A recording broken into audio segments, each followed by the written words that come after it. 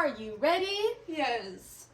Hello everyone, welcome back to Sydney and Starlet. And if you're new here, welcome. Enjoy the videos. So today me and Sydney are going to be reading Disney's Chicken Little, a read aloud storybook. So let's begin.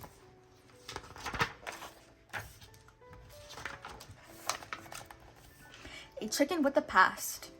Dong, dong, dong. Emergency! Chicken Little yelled, pulling the bell rope at the school tower as hard as he could. Run for your lives! Down below, everyone in the town heard the big bell ring out over Oaky Oaks. They dashed into the streets, screaming, "The sky is falling!" shouted Chicken Little. The sky is falling! Soon everyone was following Chicken Little to the old oak tree, where he said the sky had fallen and actually hit him on his head. But there was no piece of sky on the ground. Everyone stared at Chicken Little, waiting for an explanation. Finally, Chicken Little's dad, Buck, took charge. "It's okay, everyone," he called out. "It was just an acorn that hit my son." Chicken Little hung his head in shame. Not even his father believed him. A year later, the citizens of Oaky Oaks still remembered Chicken Little as that crazy little chicken. They were even making a movie about his terrible mistake. But Chicken Little had a plan. "One moment destroyed my life, right?" he said to his dad. "So I figure all I need is a second great moment to erase the previous first moment." "Huh? What do you think?" Buck sighed. "Don't call attention to yourself," he told his son, dropping him off at the bus stop. "Lie low." Soon the school bus arrived. All the kids raced to the doors. Tiny Chicken Little was knocked down and left lying on the ground as the bus pulled away. Plucky guy that he was, he picked himself up and ran after the bus. He might have caught it too, if the school bully, Foxy Loxy, hadn't dropped a bag of acorns out the window. Chicken Little slipped and slid until he landed with a thud. Determined to make it to school on time, Chicken Little raced across the street and got stuck on a wad of gum. As the morning traffic headed right toward him, Chicken Little pulled a lollipop out of his pocket, licked it, then stuck it to the base of a passing car. The car pulled him free just in time. Chicken Little felt the thrill of success. He also felt oddly chilly. He had lost his pants! Hiding all the way, Chicken Little raced to school in his underpants. He wouldn't be able to enter through the front door, so he brought a soda from a nearby machine, shook it up, and launched himself through an open window. Once, at his locker, he folded a page of his math notebook into a pair of paper pants. Now he was finally ready to face the day. Chicken Little caught up with his friends, Runt, Abby, and Fish in gym class. They were playing a furious game of dodgeball. Chicken Little told Abby his plan to make everyone forget the sky is falling incident by doing something great. Just then, Chicken Little watched in horror as Foxy Loxy slammed a ball at Abby's face. "That does it," declared Chicken Little, defending his duck friend from the fox bully. "We were in a timeout, Foxy. Prepare to hurt." Foxy Loxy's sidekick, Goosey Lucy, grabbed Chicken Little and flung him against the window. As he slid down, Chicken Little accidentally grabbed the fire alarm. The siren ran off, and so did the overhead sprinklers. That afternoon, the principal gave Buck an earful behind closed doors. Chicken Little waited on the bench outside. He felt awful. He had disappointed his father again. To make matters worse, the display case in the hall was still filled with trophies from Buck's days as a star baseball player. Buck had never been a loser. Suddenly, Chicken Little got an idea. He could join the baseball team. Maybe things would turn around and everyone would forget about his big mistake once and for all. Chicken Little's plan seemed doomed from the start. Being the tiniest player on the Okie Oaks Acorns baseball team, he always sat on the bench. Then, in the final game against the Spud Valley Taters, Chicken Little was miraculously called to the plate. "I won't embarrass you, Dad," Chicken Little whispered as he looked into the stands. "Not this time." After 2 strikes, Chicken Little prepared for the 3rd pitch. "Today is a new day," he told himself as he swung the bat with all his might. To everyone's surprise, he got hit. Chicken Little's legs pumped furiously as he ran around the bases. But when the pin-sized player slid into home plate, he was called out. The crowd groaned until the announcer shouted, "Wait!" The umpire dusted away the mound of dirt that covered Chicken Little's foot. "Safe! The runner is safe! The Acorns had won! Chicken Little was the new town hero." Back at home, Buck and his son had a great time reliving Chicken Little's winning home run. "I guess that puts the whole sky is falling incident behind us once and for all, eh, kiddo?" asked Buck. "You bet, Dad," Chicken Little answered happily. He felt sure they were finally on their way to the close relationship he had been longing for. The sky falls again. After Buck went downstairs, Chicken Little gazed out his window. Suddenly, one star fell out of the sky and straight through Chicken Little's window. However, it wasn't a star at all. It was a strange panel that changed colors. It looked exactly like the piece of sky that had fallen on him 1 year earlier. Chicken Little gasped. "No, it's impossible." Chicken Little telephoned his friends, Abby, Runt, and Fish. They spotted their karaoke and raced over to help. Abby took one look at the panel and said, "Okay, let me guess. You haven't told your dad yet." "Abby, please," Chicken Little begged. "This is exactly what fell on me the first time. There's no way I'm bringing this up again with him." Meanwhile, the panel floated off the ground and zoomed out the window, with Fish on top of it. Chicken Little, Abby, and Runt raced outside to find Fish.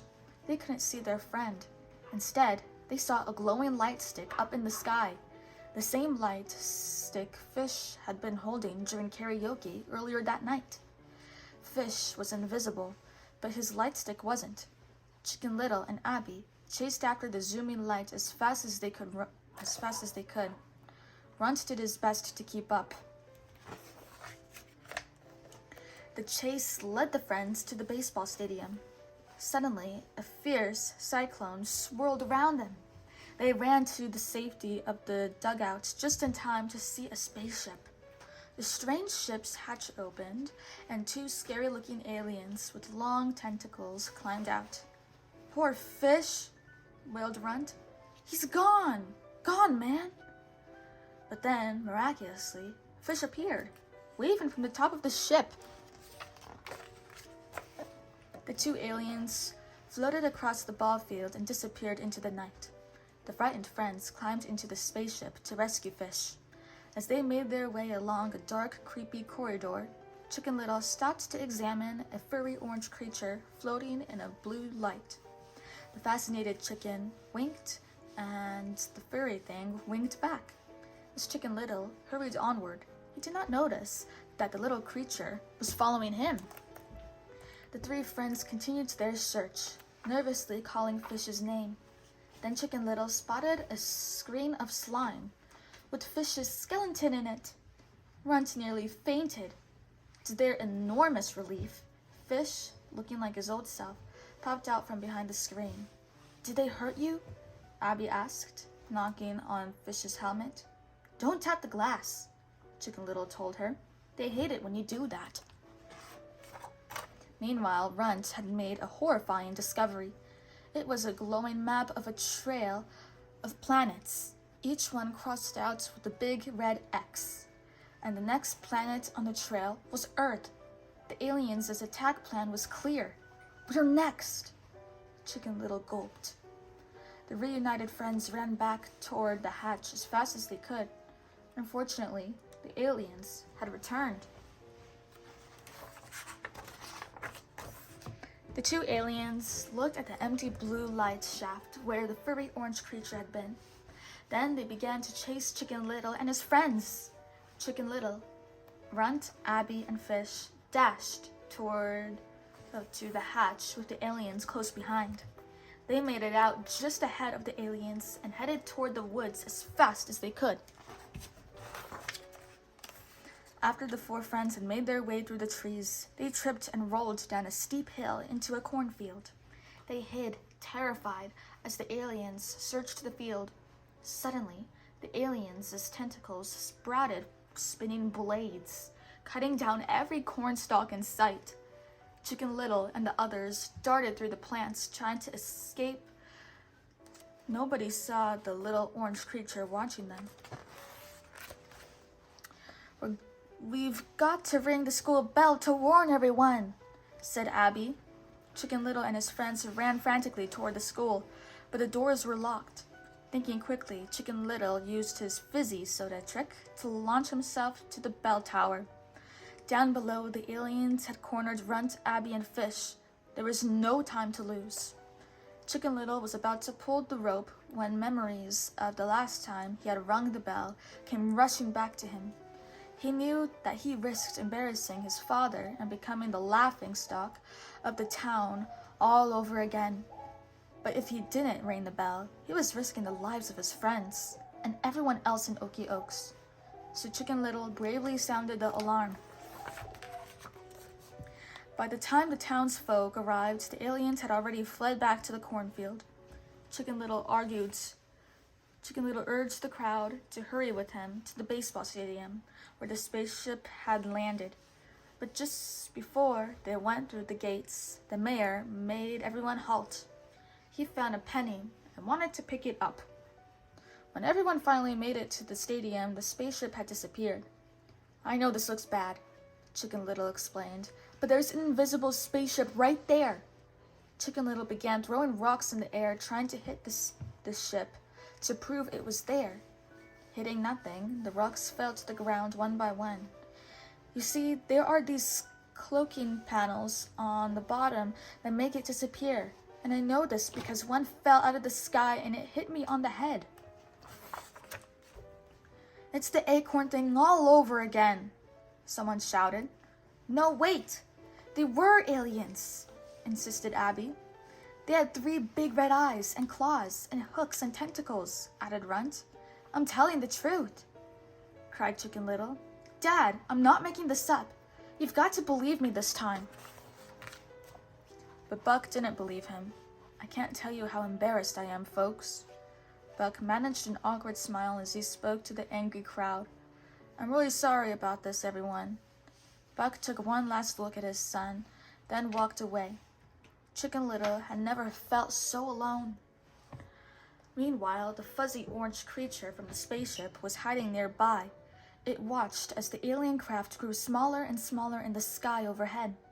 Left behind on a strange planet, it felt just as alone as Chicken Little did. The little creature decided to follow only the earthling it recognized. Family matters. The next day, Okie Oaks was still not back to normal. Buck spent hours answering phone calls, emails, and even sky-written messages, each one complaining about the total chaos Chicken Little had caused. Again! But the chaos was just beginning. In the backyard, Chicken Little's friends were trying to cheer him up when suddenly the furry orange creature appeared. He seemed upset, but nobody could understand what he was saying, except Fish.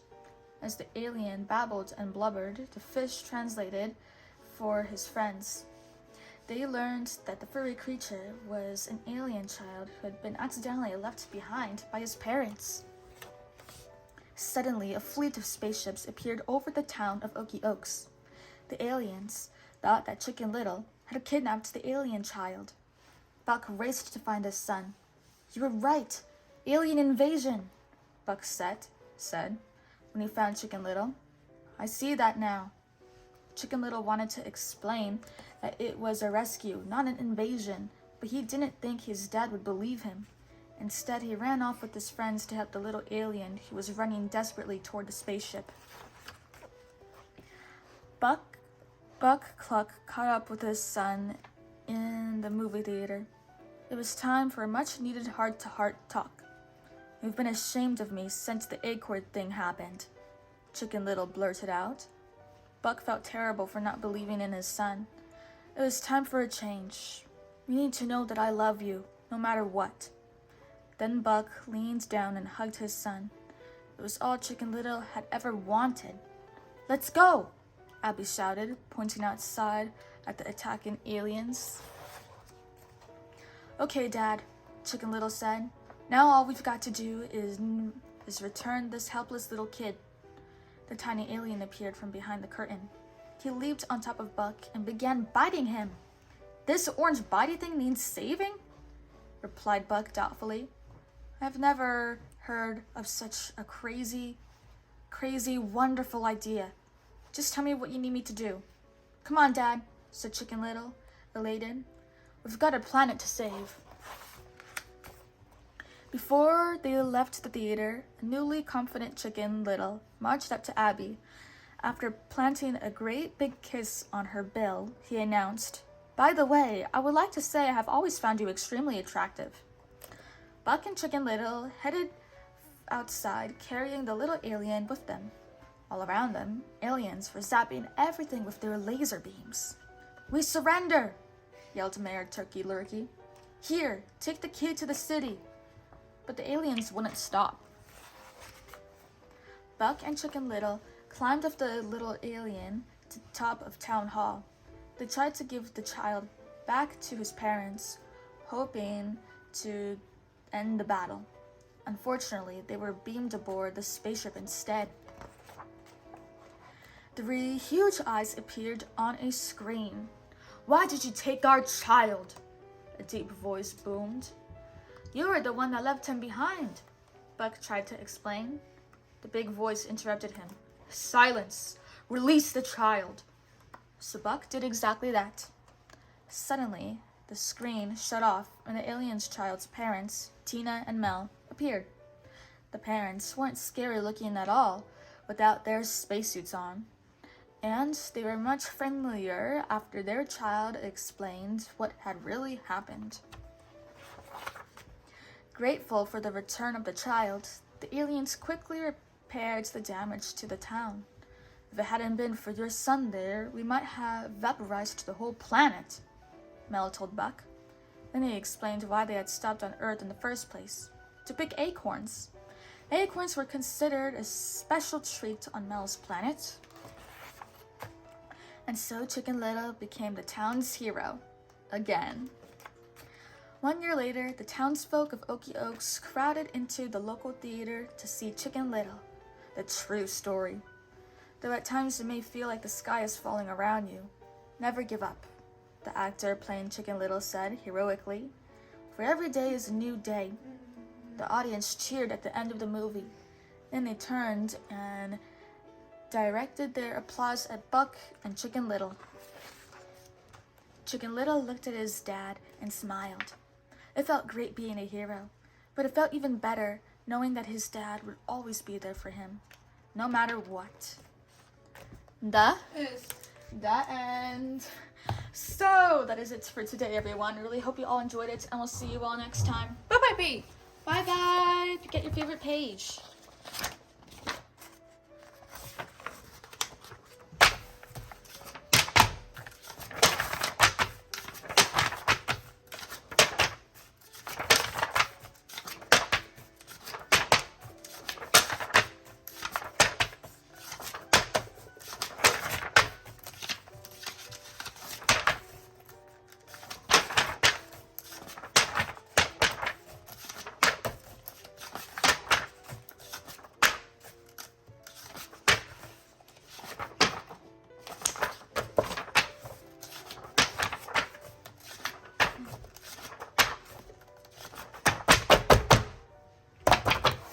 Who's your favorite character?